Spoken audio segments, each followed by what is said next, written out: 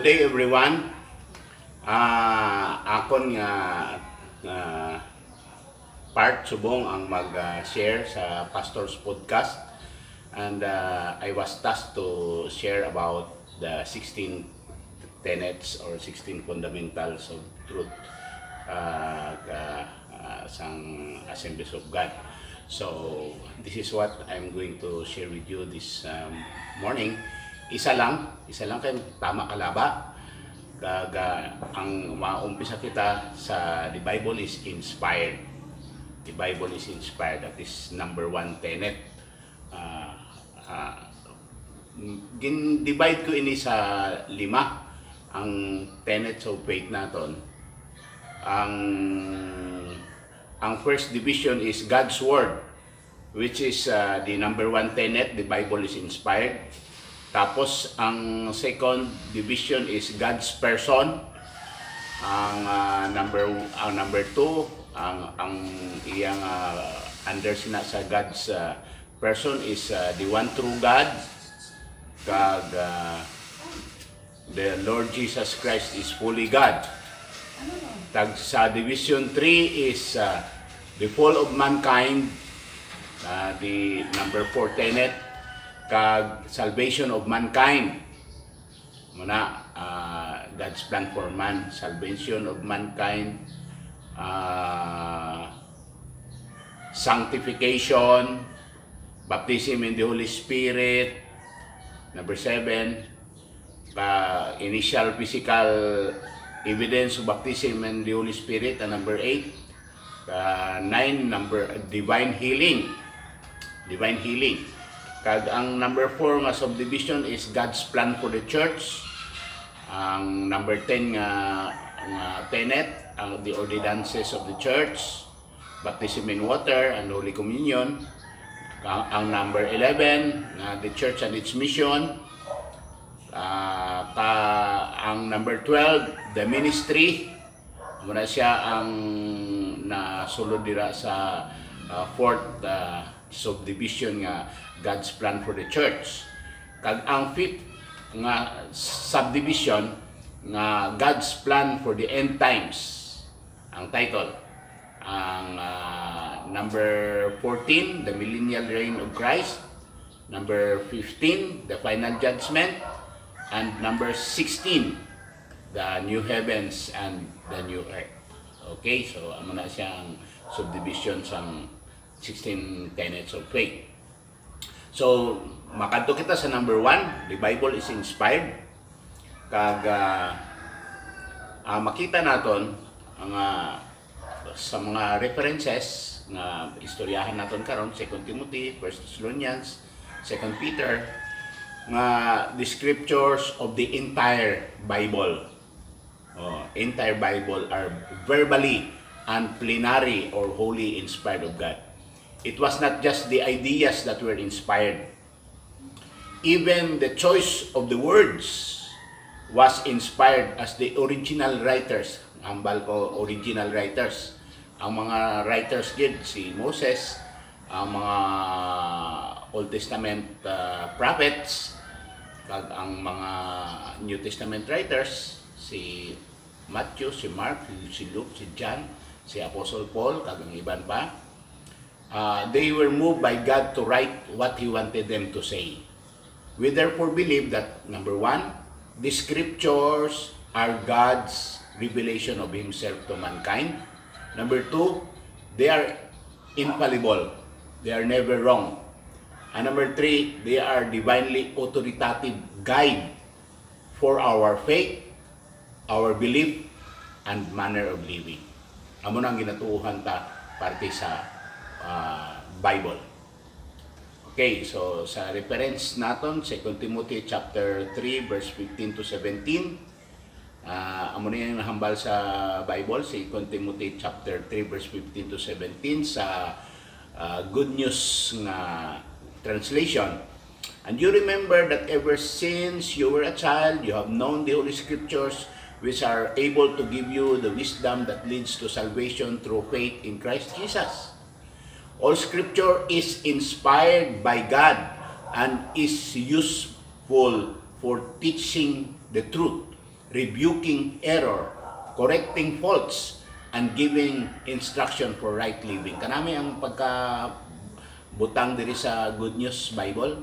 All scripture is inspired by God and is useful for teaching the truth, rebuking error, correcting faults, and giving instruction for right living.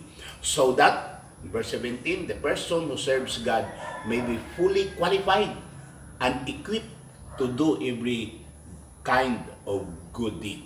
Kanami, no? So, amo na siya. Sa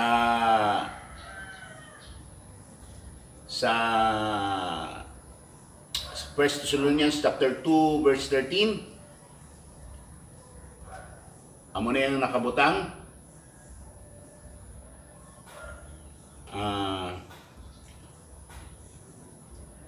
And there is another reason, 1 Thessalonians 2:13, and there is another reason why we always give thanks to God.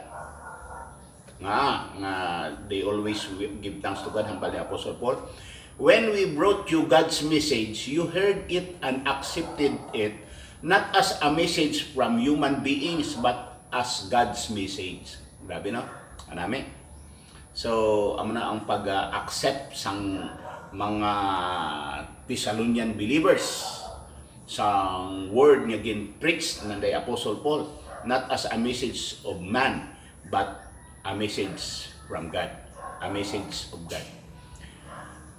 So, amo na siya. So, ang number 3, 2 Peter chapter 1 verse 21. Amo na yung nakabutang.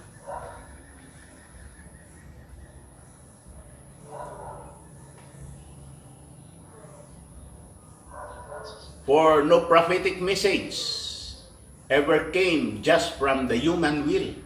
No prophetic message ever came just from the human will. But people were under the control of the Holy Spirit.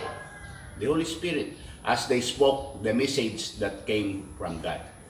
So, amo na ang mga basis kung nga ang nagahambal kita nga God's Word or the Bible are verbally and plenary inspired of God. So sa ang gusto kong balon sang verbally, ang tanan yung mga words nga gingamit, kaag ang plenary, ang tanan nga scripture, halin sa Genesis sa Revelation, wala kita sang ginabalibaran nga portion of scripture nga abi ini nga hambal sang iban. Ina nga ginhambal dira sa Old Testament nga mga places nga mga gin-mention dira, hindi na matuod kay wala nakit-i sang mga scholars kag sang mga naga-discover sa mga places nga mga ancient places, hindi nila makita ang record sina nga mga lugar nga gin-mention dira sa Bible, gani hindi na matuod. O hindi kita amo sina. Hindi man kita pareho sang iban nga nagahambal nga read your Bible but follow your tradition. Okay? So, ginapatihan naton ang scripture as holy, inspired by God. So, i-explain ko na sa inyo kung ano ang inspiration, ano ang gusto ang balon sang inspired by God. O nang the words inspired by God point to the entire agency of God in producing that divine element which makes the Bible differ from other books. The inspired person was the agency of God in what he said, so that his words were the words of God. Ang mga writers ng Bible. Scripture says nothing concerning the mode of inspiration. Wala to sa makita sang gina-mention dito sa Bible sang mode sang inspiration. But the process is supernatural and it cannot be explained. It is not the mode that we are concerned, but the result. It is the result. Ang ina nga written word of God. Amo na ang concern naton. Inspiration differs from revelation. Oh. This being the true revelation, apostles and prophets came to possession of divine information. Revelation. Ano ganit na? Apostles and prophets and other writers, of course, of the Bible, came to possess the divine information.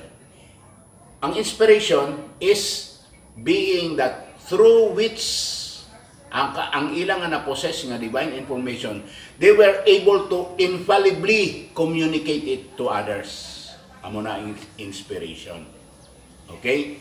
So, there is nothing in the doctrine of inspiration inconsistent with the idea that God used inspired writers' own peculiarities o verbal expression or ang ilang mga different nga mga personalities gingamit gid sang Dios. Ang personalities nila lain ang personality ni Peter kay Apostle Paul kag sang iba ni mga writers kag ina nga personality nila kag ilang wisdom nagagwa gid sa ilang pagsulat. Gingamit gid sang Ginoo ang different personalities nila nagagwa sa ilang pagsulat ang ilang personality kung ano man sila. So, gingamit sang Ginoo. The inspiration extends to words as well thoughts, to the form as well as the substance of Scripture, so far as the record is inspired at all. Infallible thought must be definite thought, and definite thought implies words. The apostle claimed that the Holy Spirit granted his words as well as his thoughts. Makita natin sa 1 Corinthians chapter 2 verse 13.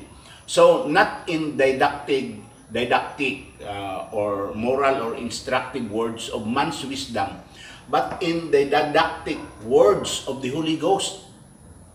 Oh, so wala pa na bali kung paano sila gingamit sang Ginoo, wala man na explain. Pero ang concern naton ay kung ano ang result sang ginobra sang Ginoo pagi sa ila. So the term every scripture in the text seems to include the Old Testament and the New Testament so far as it has been written, or else there would have been no necessity for a different term that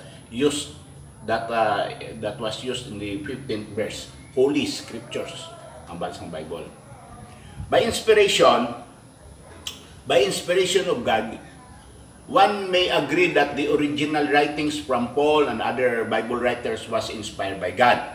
Okay? Pwede ta nga mag-agree nga ang original writings, ang mga sulat gid sang mga writers, amo na ang ginaano naton nga inspired, ang ginapatihan nga inspired. Ang pamangkot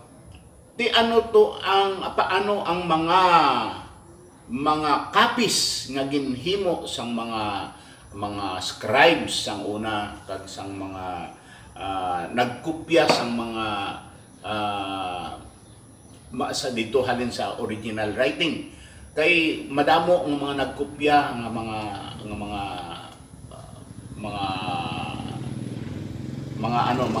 mga copies nga ginhimo halin sang time nga ginsulat ang mga original writings. Paano ato sila? Paano ato? Inspired man to bala? Kag paano ang mga salain na nga mga translations inspired man bala? Is it the word of God? Ang mga lain nga translation, ang translation sa English, ang translation sa Tagalog, ang translation sa iba pang mga language. Kaya siyempre nabalanta nga ang Bible ginsulat sa Hebrew, ang Old Testament, kag may gamay nga Aramaic, kag ang New Testament ginsulat sa Greek nga language. So kabalo ka mo,